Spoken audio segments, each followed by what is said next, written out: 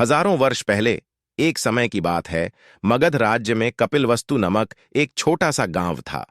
यहाँ के राजा शुद्धोदन और उनकी पत्नी महामाया के घर पुत्र के इंतजार में थे। अंत में महामाया ने एक सुंदर बेटा जन्म लिया, जो उनका सपना पूरा करता हुआ कोई भी समय नहीं था। क्या बच्चे का नाम सिद्धार्थ था। सिद्धार्थ के जन्म के समय एक पूर्व विद्वान ने उनके भविष्य का स्पष्टीकरण किया था। उनको कहा था कि सिद्धार्थ एक महान राजा बनेगा या फिर सन्यासी हो जाएगा, जिसे विश्व का वशीकरण करना होगा। सिद्धार्थ का बचपन बहुत सुखद था। उन्हें अपने घर के महल में सभी सुविधाएं और विशेष का आनंद मिला।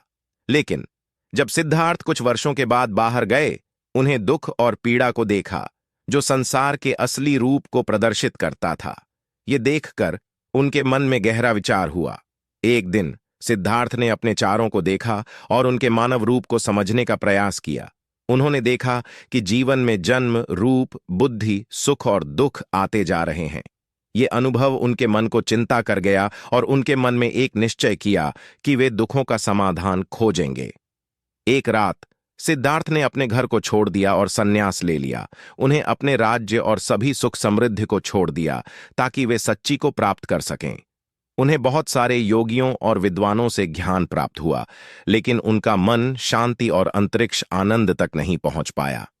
अंत में सिद्धार्थ ने एक विशाल पीपल के पेड़ के नीचे तपस्या की। उन्हें विशेष रूप से ध्यान दिया, तकरीबन 7 वर्षों तक। हमारे समय उनके अंदर एक गहरी ज्योति प्रकाशित होने लगी, जैसे वे अंतरिक्ष, शांति और ज्ञान की प्राप्ति का अनुभव कर रहे थे। हमारे दिन से सिद्धार्थ गौतम बुद्ध बन गए।